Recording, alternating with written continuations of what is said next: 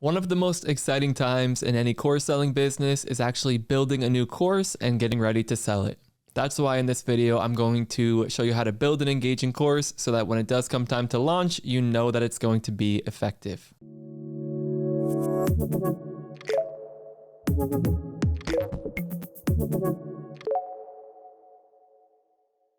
So welcome back to the channel. I'm Devlin Peck, and this is video number 6 in my playlist where I show you everything I've learned while building my 7-figure course selling business. So if you're new here, you should probably have watched some of the other videos. At this point, you should have a pre-sale group of about 15 to 50 paying customers that will provide ongoing feedback and support as you build your course. So you've already pre-sold your course, you've already made some money off of it. Now it's time to actually build it. It would also be good at this point to have completed a kickoff meeting to get feedback on the high-level outline of the course. Again, you're probably watching this in anticipation of doing that, so that's great. But if this stuff sounds new to you, then definitely check out the full playlist. I will link it in the description and make sure that you kind of understand the full approach and the way we're going with this. But speaking of which, this is the approach. Now it's time to build the MVP, or the minimum viable product. You want to get something out here that's actually going to start helping people and helping your pre-sale customers actually achieve the goal that they signed up for you to help them achieve. So to do that, the first step is to outline each of the lessons that you plan to record next. And I'm going to show you how to do all of this in depth in this video, but here's just an overview. After that, you're going to get feedback on that set of lessons at the focus group. So you're getting feedback on the outline basically before you go ahead and record or create those lessons. Then you're going to record them and publish them. You know, your focus group will tell you what they like, what they don't like, what's missing. So you'll want to get that input before you go ahead and record, because it's a lot easier to update an outline than it is to re-record content. Then you're going to get feedback on those lessons you've recorded at the next focus group once people have had some time to go through them, as well as get feedback on the outline you have for the next section that you plan to record next.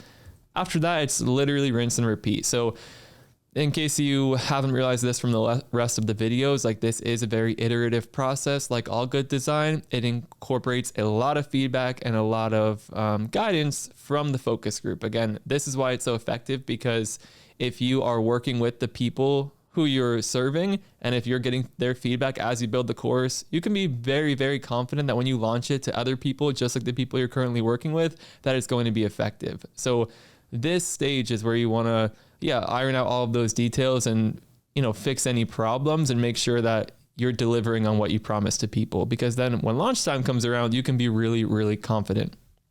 So this is how we're going to go about outlining the lessons. First, you want to be really clear on your objectives. So your overall learning goal should be pretty clear. This is the answer to the question, what are you trying to help people accomplish? Like, what's the transformation, or what's the outcome that you're helping people achieve? That should be really clear. That's the overarching learning goal. From there, you can ask yourself, what do people need to be able to do or know in order to achieve that goal or that thing you're helping them accomplish? So for example, if I'm helping people become instructional designers, one of the things they're going to need to be able to do is create a strong portfolio that shows off their skills. And then you can kind of drill down even deeper and say, well, what does someone need to be able to know or do in order to create that strong portfolio? And then again, you can get deeper and deeper. And I'll show you a quick example list of objectives and sub-objectives. So continue breaking it down. Keep in mind the scope and your promises, because you're not going to be able to, teach every last thing. You will be able to provide resources though for anything out of scope. For example, one of the deliverables I've helped people with are storyboards, and obviously you need to know English language and grammar skills to write a storyboard in English. We're not teaching that in my course, so I would link to supplemental resources such as Grammarly and other tools and resources to improve English writing and grammar, because I wasn't teaching that.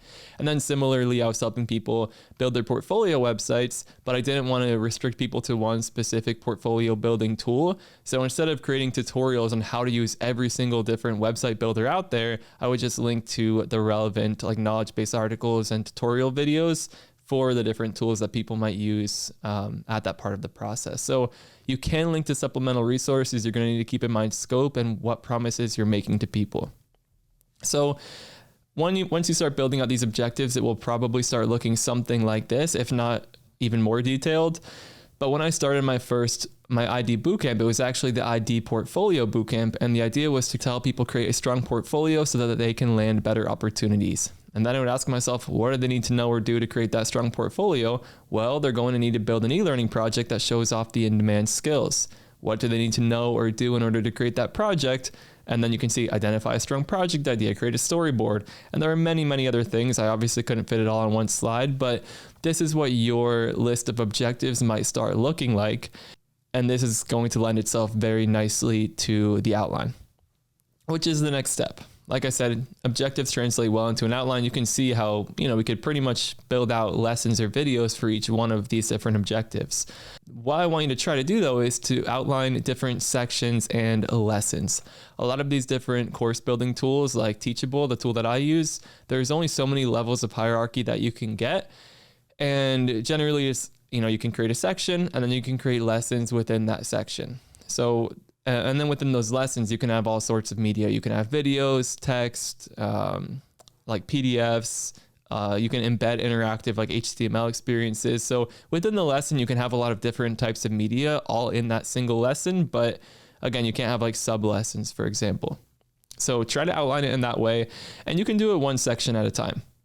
Because again, this is going to be pretty collaborative. You are going to be building it one section at a time with your focus group. There's no point getting like really far ahead of yourself and getting really in depth in like the outlines of the final sections before you've even started working on the first section. And I will say, like, when you're working with the focus group, people are going to want to start being able to work through the experience. So again, the sooner you can actually get one section down and get feedback on and start recording, the better you're going to be. But again, it doesn't hurt to try to outline all of this at the beginning, just so you know where you're going and what's going to be included.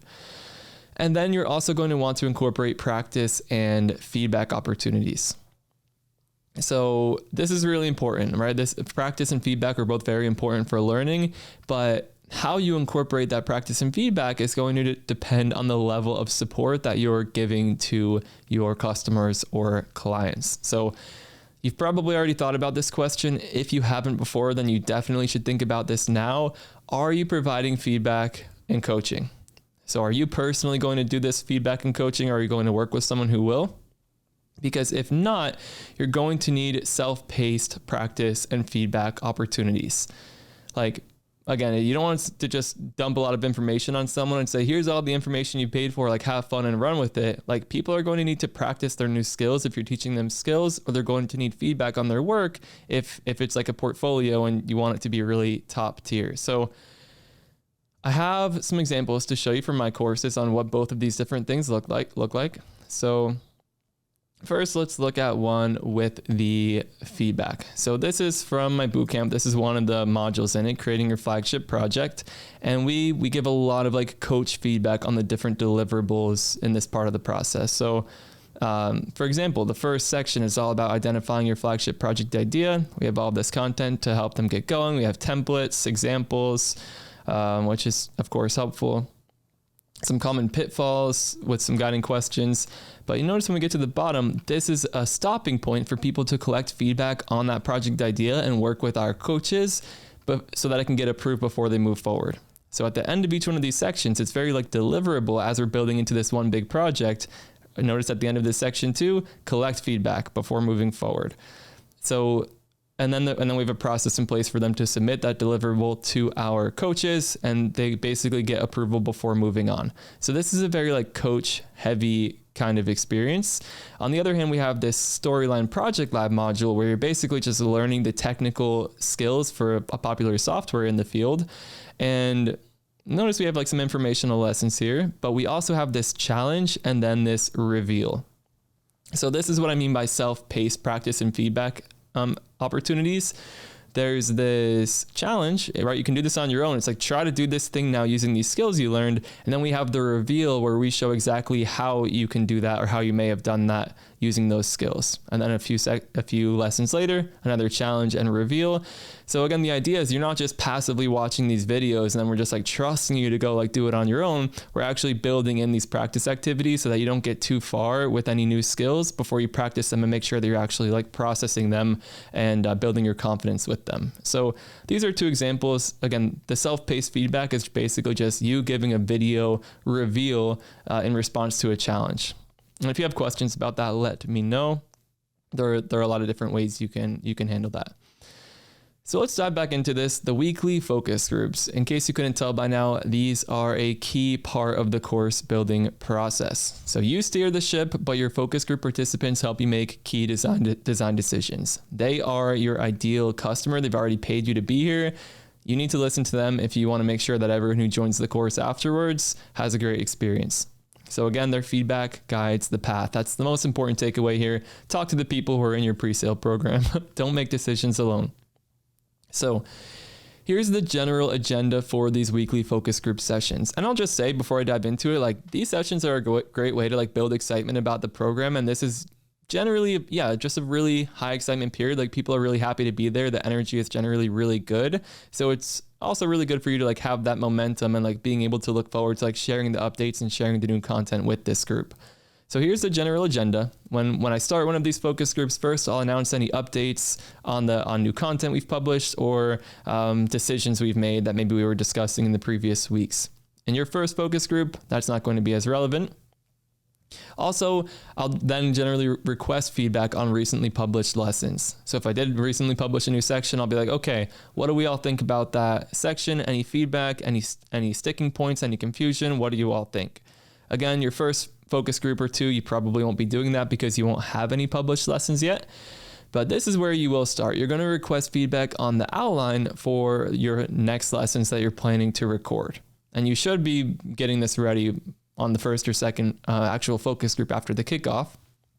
And this is where you can ask people, does anything seem like it might be missing here? You can kind of talk them through your idea and your rationale for why you have those lessons the way they are.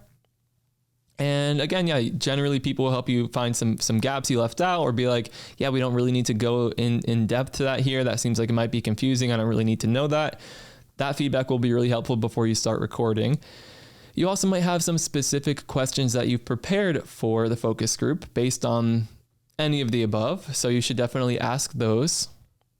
Again, if I'm like working on the design or like planning my next lessons or any of that, if I'm like stuck with the decision, I'll be like, I'm not going to think over this for hours. I'm going to wait for the focus group and ask the people who are taking this course what they want to see and whether or not this is something in line with what they're thinking. So again, it really helps you make those key decisions and you're making them in the best way by getting input from the people who they're actually for. And then I always usually end the focus group by asking everyone there if they have any questions for me about anything they've seen so far or where we're going next. So these are great sessions. The people who attend these focus groups every week are generally going to be your biggest advocates. Once the program is ready, they'll generally write you testimonials about how much the experience has helped them. So again, do not underestimate the focus groups. It would be very bad to just skip these altogether, I think. Okay, so then you're going to be getting a lot of feedback, obviously. I would suggest tracking the change requests or the feedback in a separate document or spreadsheet because you are going to need to prioritize and you're going to need to implement that feedback based on how severe the problem is, how feasible it is to implement a solution or an improvement, and just the scope of your course overall. Like, you may get some requests that are completely out of scope. And like I said, it's like, can we have like a whole separate section on English language and grammar? It's like, no, that's not included in the scope here. So you aren't going to be able to accommodate every single request. That's just not an option. So you are going to need to prioritize, and maybe some things you can't get to now for the MVP, but some things you're like, this is definitely something we're going to do once it's launched a little later down the line. So just try to keep track of all of that feedback so it's not just like getting lost if you don't implement it immediately. Okay, so once you've gotten some feedback on the lessons you'd like to record, it's time to actually build out those lessons. And I'm not going to get super in-depth and technical here, but I do want to give you something to start with.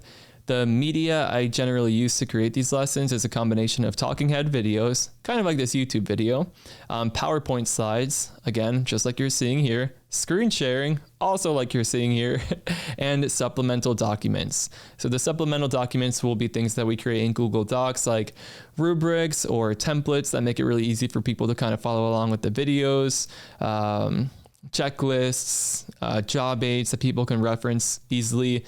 I'm sure you'll think of some relevant documents that you would want for whatever course it is you're working on. So you can just let people copy those from your Google Docs account. That works really well. I use a software called OBS to record. It is open source and free, but a little bit of a learning curve to get it set up. And there are a lot of options out there. You basically just need a way to record your screen and record your face, and you are going to be good to go. The interactive elements can come later. So for example, in some of our courses, we have like an interactive mock interview that people can complete. And we're working on like an interactive SME interview for one of our other courses or modules of the bootcamp. These don't need to be there when the course first goes live. Like, people will appreciate having something there as opposed to just like not getting published until everything is complete. So some of those more development intensive pieces can come a bit later. And for example, like, I don't want to get too deep into this, but the level of fidelity of your course can improve over time. So we even did a part of like a resume course, for example, where first we just kind of included all the text because a lot of the value there was the templates and other resources we were including. So we just used text as a first version of the course before then replacing it with videos and PowerPoints like this so that people could still get a lot of the value, just not in as high production value of a format. So that will be up to you. But again, videos are generally what people are expecting.